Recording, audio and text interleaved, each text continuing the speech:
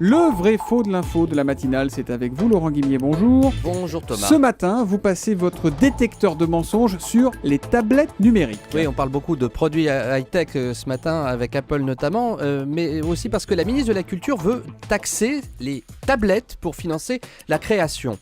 Et ça, bien sûr, ça fait grincer des dents les constructeurs qui disent qu'ils sont déjà beaucoup taxés en France. Mais Madame Filippetti, la ministre, balaye l'argument, catalogue à l'appui. Si vous regardez le prix d'une tablette, par exemple, en France, il n'est pas plus cher que ce qu'on trouve partout ailleurs dans le monde. Alors ça c'est clair, pour Aurélie Filippetti, le prix des tablettes est à peu près le même partout dans le monde. En tout cas, c'est pas plus cher en France qu'ailleurs. C'est vrai ou c'est faux, monsieur Guimier ? Eh bien, c'est faux. Avec Kim Biegacz qui travaille dans l'équipe du Vrai Fond de l'Info avec moi, on a tout simplement épluché les sites de vente en ligne de produits high-tech hier toute la journée dans le monde. Et mon verdict est simple, il y a de grosses différences de prix et pas du tout à l'avantage du consommateur français. Prenons deux tablettes qui se vendent beaucoup. D'abord l'iPad d'Apple.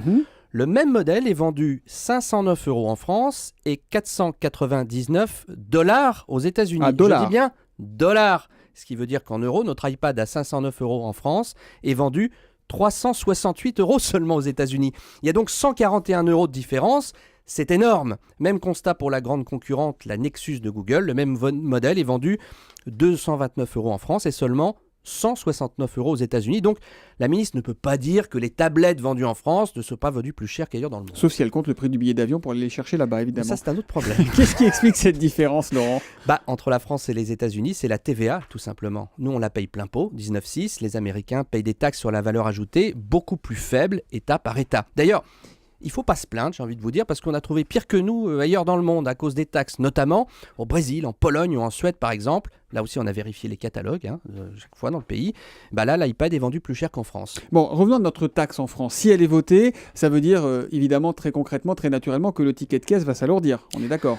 Elle affirme, la ministre, que les constructeurs réduiront leurs marges pour pas Ça leur demander les prix. appartient. Ça, on verra bien, effectivement. Bonne nouvelle, en tout cas, cette nouvelle contribution sur les appareils connectés n'arriverait pas avant 2015 au plus tôt. Pause fiscale oblige. Donc d'ici là, on profite pour acheter des tablettes. Mais d'ailleurs, on n'a pas besoin de mon conseil parce que, juste une petite info, cette année en France, on va vendre 6 millions de tablettes numériques. C'est pas un truc de geek, comme on dit. Le vrai faux de l'info tous les matins en direct à 8h30 sur Europe 1 avec Laurent Guimier.